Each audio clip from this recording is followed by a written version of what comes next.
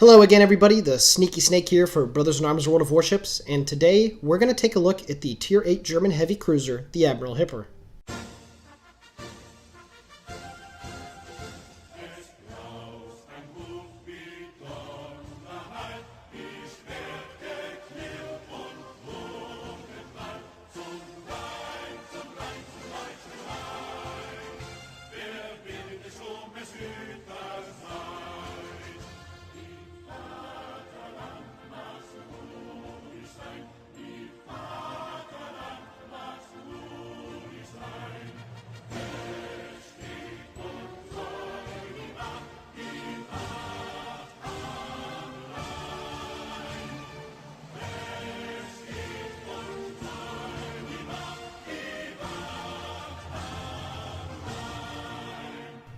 The Admiral Hipper Tier VIII, much like the North Carolina for the US battleships, is a very transitional ship, much different from its predecessor at Tier VII, and if you want to have a successful go at the high-tier German cruisers, you must learn how to play the ship properly. I'm going to go over the statistics of the ship, the equipment and consumables I use, captain skills, and then I'm going to give you some good doses of gameplay. Let's begin. So what exactly do we have here at Tier VIII with the Admiral Hipper? Well, it has two main strengths. It has the highest hit point total of any cruiser at Tier VIII, and it has some awesome, amazing, any word you could describe it that is good for the AP rounds on its 203mm main armament. These shells are filthy, as I'm going to show you later. Everything else on the ship it's meh, okay, nothing exceptional, not great, but certainly not terrible. Let's begin with the statistics. Survivability. The Admiral Hipper, when fully upgraded, has 43,800 hit points, and as mentioned before, it is the highest hit point total of any of the 6 cruisers at Tier VIII. The armor on the ship, 20 to 80 millimeters, is pretty poor. This thing can bounce cruiser rounds and DD rounds, especially AP, on a pretty consistent basis if you're angled properly. However, against battleships, it's kind of just throwing the die and seeing what RNG gives you. It almost gets penned and does substantial damage every time from battleships. You have to get really lucky not to get a huge hit from a good salvo from one of them. Upcoming in my gameplay clip, you'll see the kind of angling, and by angling, I mean literally pointing it straight at the battleship. That's the only way that you'll have any sort of chance of bouncing any of the shells that come your way. So yeah, it's a cruiser. That's what you've come to expect, especially the German ones. As for the artillery on the ship, this is the bread and butter of the German cruiser line, and especially so starting here at Tier VIII and going all the way up to the Rhein and the Hindenburg. These 203mm L60 SKC/34 main battery artillery units, 2 forward pair, 2 in the back, 8 guns total. These things are freaking filthy when slinging the AP at battleships, destroyers, and cruisers, aircraft carriers. Anything that's giving you a broadside is going to pay with this ship. They do a maximum damage on a citadel of 5,900. That is, again, the highest of any Tier VIII cruiser by a long shot, and it's just, you're going to see some gameplay clips in here where you're rolling for 10, 12, 14k, nuking cruisers with a single salvo, and you're just thinking to yourself, how is this possible with these AP rounds? They have a low shell trajectory, a high velocity. It's just everything you could ask for, a complete departure from the York at Tier 7, and is something that is fantastic. Secondaries, they're meh. I mean, it's secondaries on a cruiser, you're not going to get much. Main battery firing range of 17.7 kilometers, only bested by the Kutuzov. It's a fantastic set of guns. Torpedoes. The torpedoes on this ship are, well, pretty standard for the German cruisers coming up to here and continuing on all the way to Tier 10. You get 2 torpedo tubes on each side of the ship with 3 torpedoes apiece, so a total of 12. They do pretty good damage, 13,700. They have a decent top speed of 64 knots. However, the torpedo range is only 6 kilometers, so there's really only 2 situations that you'd want to use this. Either A, when you're getting rushed by a destroyer and you want to try to throw him off, or B, you're going to die and you just want to try to close the distance and pray that your torpedoes that you get off will hit something. They're okay, but there's certainly no Japanese torpedoes we're talking about here. Anti-aircraft. The rating on my Admiral Hipper right now is a 59. 20mm, some dual-barreled, some quad-barreled, 40mm, and 105 make up the AA armament on this ship. It's not really that good. If you're not running the AA build, a 59 rating will only be able to save you from a squadron or 2 from lower tier carriers. If you're going up against anything Tier 8 or above, you can only really get attacked by 1 bomber or torpedo squadron, anything more than that, and you're going to get overwhelmed pretty good. However, if you do decide to do an AA build, it's okay. It's nowhere near an American AA platform, and to a Japanese to some extent, but you can make it pretty successful. I will elaborate more on that later during some gameplay clips. However, bottom line, the AA is not going to save you in this ship if you don't run the AA loadout, but it can get by, especially when there's only one carrier in a game, and they're not really focusing on you. Maneuverability. The Hipper is a pretty decently fast cruiser. 32 knots is the top speed. The turning circle, 740 meters, is pretty rough, and you combine that with a pretty bad rudder shift time that approaches 10 seconds if you do not run the rudder equipment piece that helps your rudder turn faster. I do. You gotta gain any bit of maneuverability you can out of the ship. If you do run hydroacoustic search, and you combine that with the vigilance, even with your pretty crappy maneuverability, you're still able to get out of the way of torpedoes in enough time without taking any damage from them, as long as you have situational awareness of the map. However, the maneuverability is, again, something that it's okay on the ship, but it's nothing exceptional. You're not going to be dodging shit like you're in, say, a Japanese cruiser or an American cruiser, but it'll get you by. And lastly, for concealment, my surface detectability range currently is 14.2 kilometers. That's pretty rough for a cruiser, and I am running the concealment equipment slot, which gets my detection range down by, I believe, 10%. It's pretty bad. Air detectability of 9 kilometers, also pretty rough for a cruiser. Again, this is no American or Japanese cruiser. Kind of sounding like a broken record here. However, you can, if you do also get the captain skill, you can get a pretty decent surface detectability range for the ship and the later iterations of the heavy cruisers for the Germans, but it is by no means something that you can rely on consistently when you're engaging. Prepare to be outspotted by most cruisers that you come up against. Really, the only ones are going to be Russians, and even some of them do have a better surface detectability range, so overall, it's not very good. For my current captain skills, for Tier 1 I have situational awareness. This ship is spotted at a long distance, and it's honestly not just the ship, but any ship in the game really. It's nice to know when you are spotted, especially when destroyers are lurking in the area. For the second one, increase the turret rotation speed, expert marksman. Again, a good perk to have. The turrets turn pretty fine on this ship, but it's something it's nice to have. For Tier 3, Vigilance really helps out on the ship, especially when you combine it with hydroacoustic search. You'll be detecting torpedoes from kilometers away. You won't really have to worry about getting torpedoed too much. And lastly, for my Tier 4 perk at the moment, I have Advanced Fire Training. I get the AA range out a little bit farther. It's nice. You do need to make the AA somewhat good on the ship. You can't just completely ignore it. So that is currently my captain skills. When I do get to my 5 points, for my captain, I definitely will go with the concealment. Concealment builds for cruisers are pretty much the meta right now, and it's something you should really focus on with any of the cruiser lines, especially the Russians and the Germans, so that is something that I'm going to take care of. If I were to do an AA build, I would definitely have something different. Basic fire training for the Tier 1. I would definitely have manual fire control for the other Tier 4 perk to increase my secondaries effectiveness. However, that is up to your personal playstyle, which again, I will discuss in a little bit. Looking at the consumables, obviously you have your repair party. I run with the catapult fighter for the third one. Obviously it's nice to have a little extra AA, and catapult fighter is, you should have it on there. But when we're looking at the second slot, it's a choice between hydroacoustic and defensive fire AA. If you're going with the AA build, you can get your Hipper's AA rating up to around the mid-70s. I believe my one friend's AA, he runs the Hipper with the AA loadout, is 76. He has a better firing range for his guns, and they're more deadly. They have more DPS and whatnot.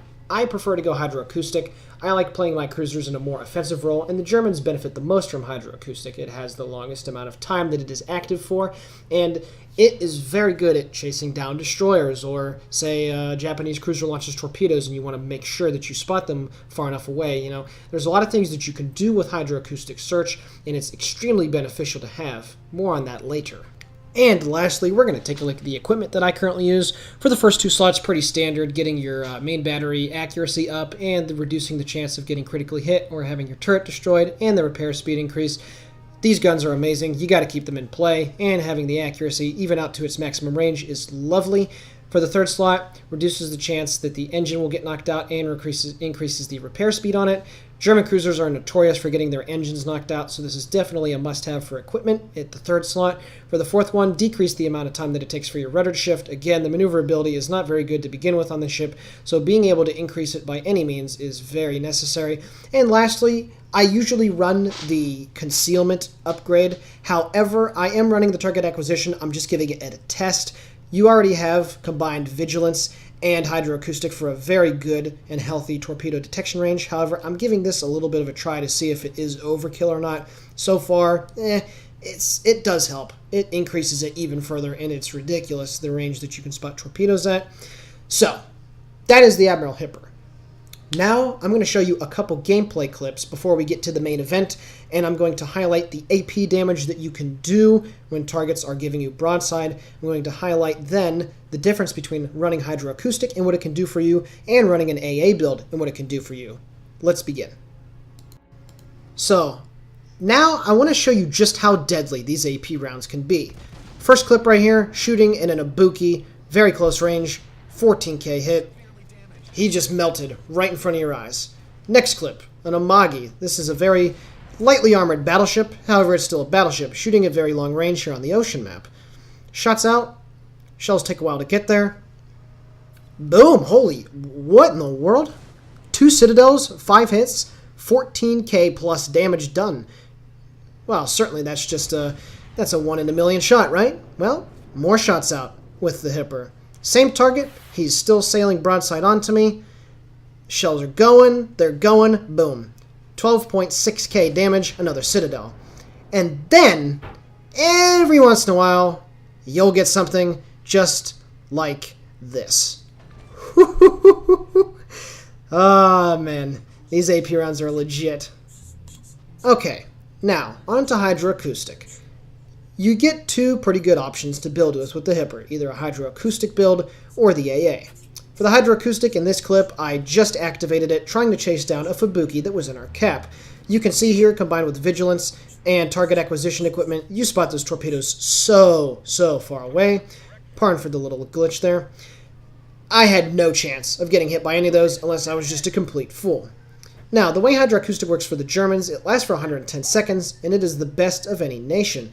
You automatically detect any ship that is within 5 kilometers of you, and you detect any torpedo that is within 3.5 kilometers. So, this Fubuki, after launching his torps, tries to go behind the island to gain some separation. My fighter plane that was up did spot him.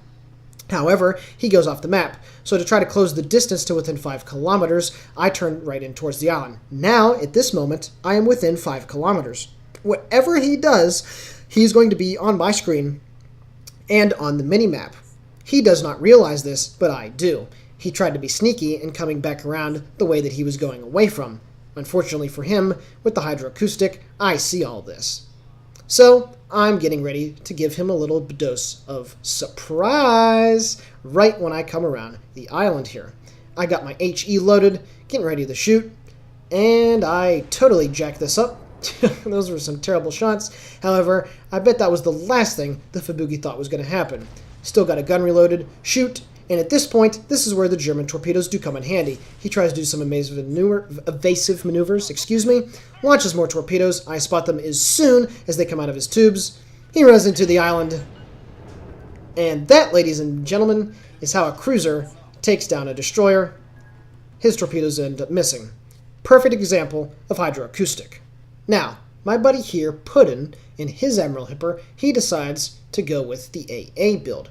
And I'm going to give you a good example of how effective the AA on this ship can be if you do maximize it out to its full potential. He's here on the map Tears of the Desert, and he's here in the southwestern corner with a Nagato. They are getting bombarded by plenty of enemy planes, and he has activated his defensive fire. As you can see here, he's going up against, at this point in the game, equal tier planes, and he's doing a fairly good job of shooting them down. That's a couple squadrons that have been wiped out. Obviously, the Nagato down here that is helping him out is doing a good job of saturating the target with some damage before he comes in and cleans him up.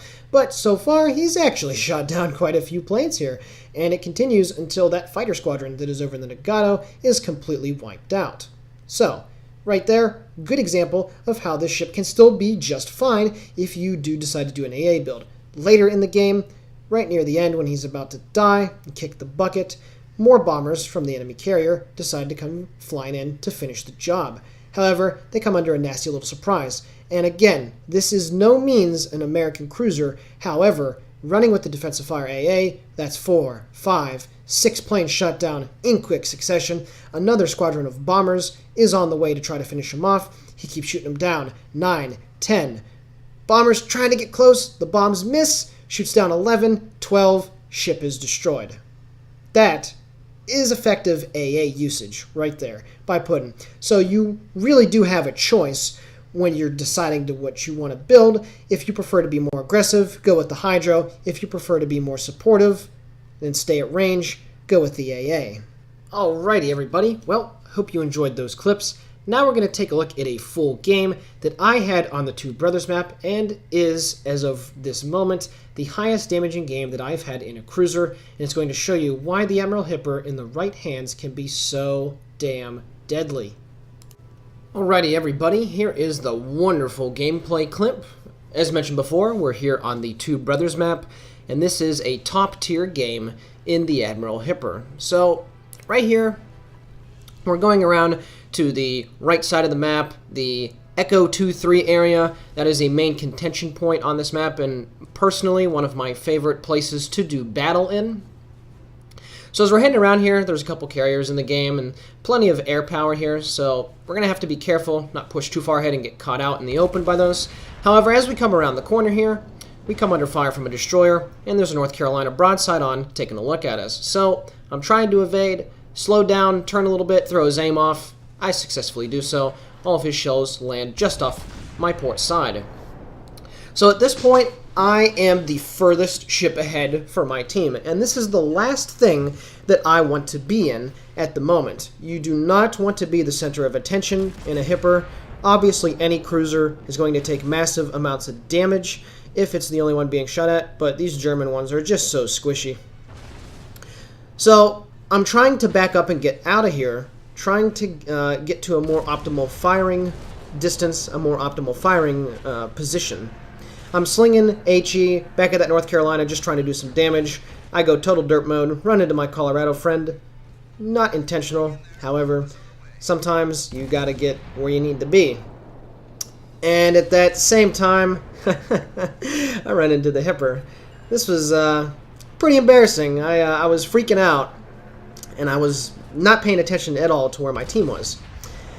However, at this point, I start switching back to AP, and I'm trying to get to a position where I'm able to shoot them, and they're not shooting at me. One tactic in this ship, and German cruisers especially, that you need to learn how to play correctly is kiting. Kiting is just essentially going into a sort of tactical retreat while firing your shells at targets of opportunity, but the caveat, the main thing being that you are not the one being shot at. Good roll right there, almost 5k on the side of that New Mexico. And these AP rounds against low-tier battleships can do some absolutely insane damage rolls. Get hit from the Admiral Hipper on their team. Pretty good salvo from him. I get some shots back in, 3 more hits. But at the point, I've almost lost a quarter of my health. So I'm really trying to not be the one getting shot at here. So I'm going to use these islands right here as cover. And I'm going to try to get into an even better firing position. Again, though, you can see I still am engaging targets, and that's the other thing about kiting. You want to still be shooting at targets with every salvo. 8 hits right there. Don't know how much damage. Beautiful salvo right there. So that's the thing. You want to make sure that your guns are still singing. And honestly, in these German cruisers, if your guns aren't singing, you're doing it wrong. The enemy team continues their push here around the western side of the map. On the eastern side of the map, they've also captured. So at this point right now, we're down over 200 points. Make that 260. We've had 3 ships destroyed. They have yet to lose 1. 2,000 into the New Mexico. North Carolina is on low health, coming around the corner here. We got to make sure that he's taken out very quickly here. Decent salvo, 5 hits, 3.3k damage. And even if you don't get those high monster rolls with these AP shells, you can still do and chip away at their health very much so. Another 3k damage roll. So, you know, in 2 salvos there, I get about 6,500 damage. I mean, that's pretty darn good, if you ask me. Nothing to be ashamed of with that. North Carolina runs aground. He's on 1,000 health. He is going to die very soon. I'm expecting my team to shoot at him, but they haven't yet. So I decide, well, see what can happen here. Shots out. I put him on literally no health, and our team finally kills him. However, at this point, we're still losing big. We've just pulled the score back by 2 ships. However, we're still getting outcapped. This game isn't looking so hot. 31,000 damage done so far. A couple fires slinging HE. Decent amount of shells hit. And it's at this point that on the eastern side of the map, the enemy team breaks through. They got a Fubuki, a Pensacola, a Mogami. A North Carolina is going to make an appearance. So this is going to be one tough engagement here. We've pulled the scores back even more. They have now lost yet another ship. So we're definitely putting on ourselves in a position to bring this game back. But we've got to start capturing some bases soon. However, we can't leave the base here open. It's our only cap.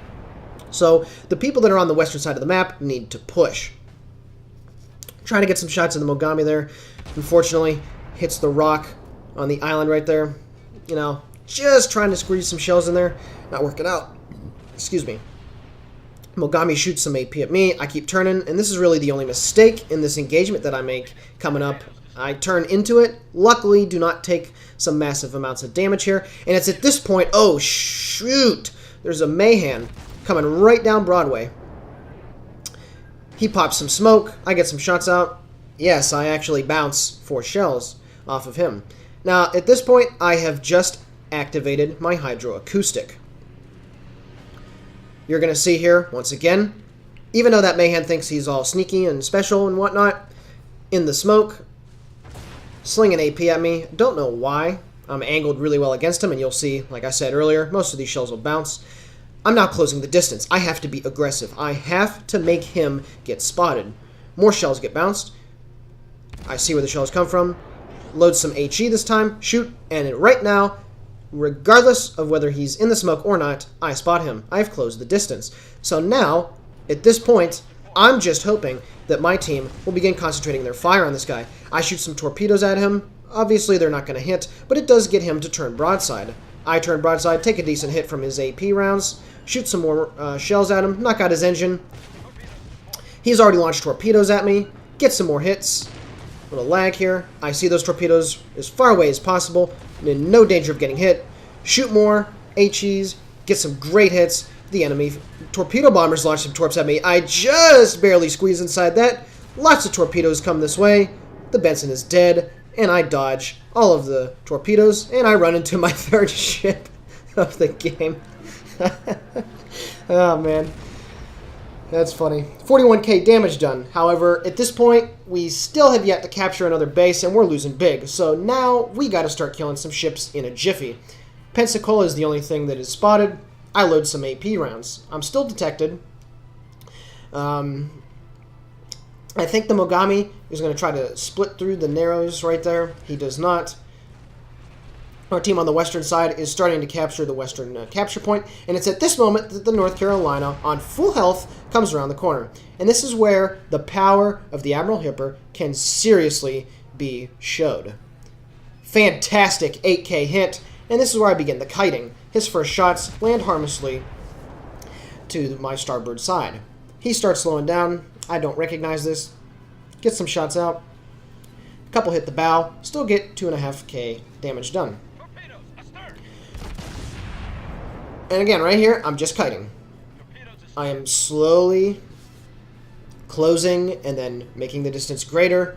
And I'm just trying to get him to shoot as I begin the turn, so by the time his shells reach me, they're not going to do much. Our team has almost captured the western objective. It gets reset. These ships have to die in a hurry. Pretty decent roll, about 4k. So in 3 salvos, I've damaged that North Carolina for 14,000 health, roughly. He's still sailing broadside on. I don't know why. He's allowing my AP to do some good damage. About 2k there. Again, not too much, but it's still better than nothing. More shots out from him, and right as he shot, I started the turn. All these shells are going to land harmlessly to my starboard side. Another good hit on the North Carolina, and you see the chipping damage that you can do here with these AP rounds. I mean, that's a battleship with 305mm of Citadel armor, and these 8-inch shells are just going right through it, getting some decent penetrating hits. The Pensacola also starts shooting at me. I'm still kiting, still driving away. Makes it hard for all those shells to hit, and you can hear all the splashes. Shots out, Pensacola, get a good damaging hit, 7.6k with a Citadel. And now he's forced to turn into me. I'm up at 70,000 damage done. Enemy torpedoes from an unknown ship, probably the Fubuki, go past me. No danger of getting hit. More shots out at the Pensacola. 3 hits. Now he does the smart thing here. Even when enemy cruisers go angled and bow into you, you know, it's going to be very difficult to do some significant damage. A little over 1,000. Okay, so be it. I get hit. The shell bounces. And it's at this point in the engagement with that salvo that the game changes. Detonation. That Pensacola had a shot go right through the turret. Ba-boom. So now I'm thinking to myself, okay, we've now pulled the scores back. As you can see at the top, we now have 3 of the capture points. Our Western force broke through completely. They captured the enemy's base. And now we have the advantage. This Megami is running out of friends. That North Carolina is running out of friends. More shots out. Trying to land that Citadel. He does not keep turning. I'm going to get quite a few hits here. However, doesn't do much damage. 4 hits, defend the base.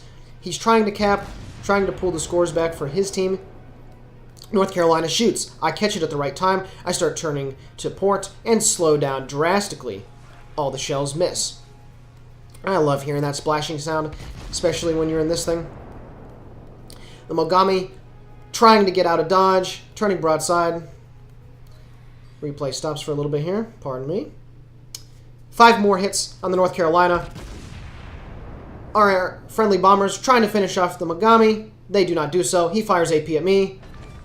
Citadel. Enemy cruiser destroyed. I turn in towards his AP. Once again, they all miss. And even though this thing's maneuverability is not the best, you can still dodge stuff. Torpedoes, shells, as long as you have the situational awareness.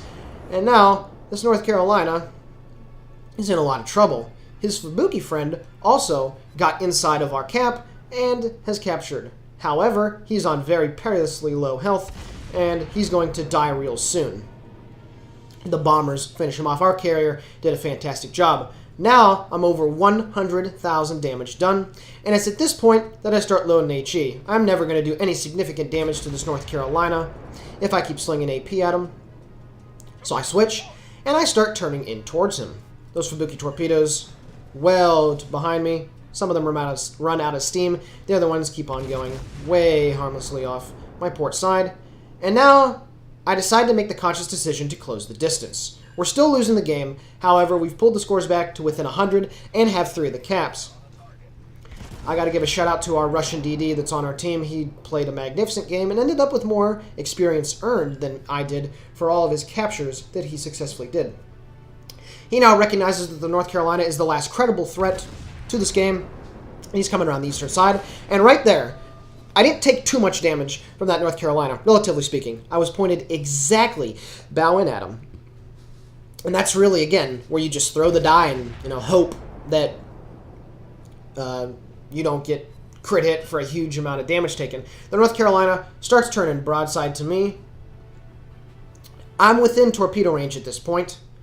I've already made the conscious decision that I'm going to use my torpedoes. My secondaries start opening up. The friendly destroyer starts shooting.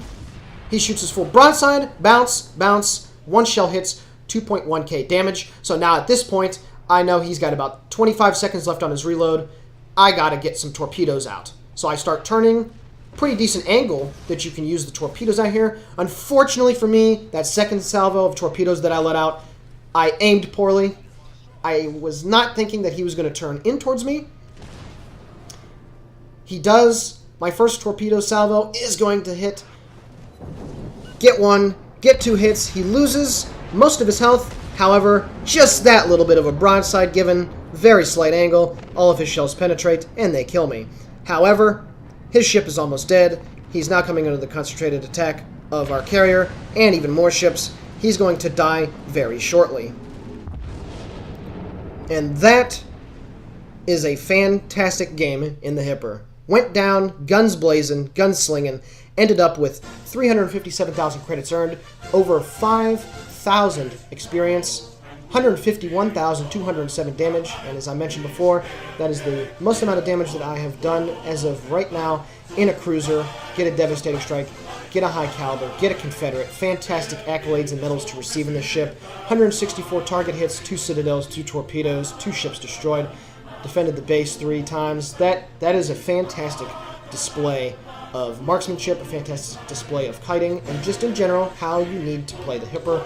I only have the personal score screen up. I did not save the team score or the detailed report. I ended up with about 2,300 base experience. That Russian destroyer ended up in first place.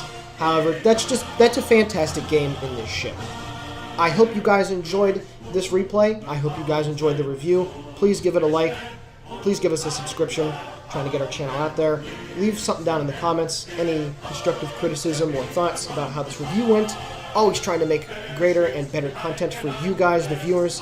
Thank you very, very much. Sneaky Snake out.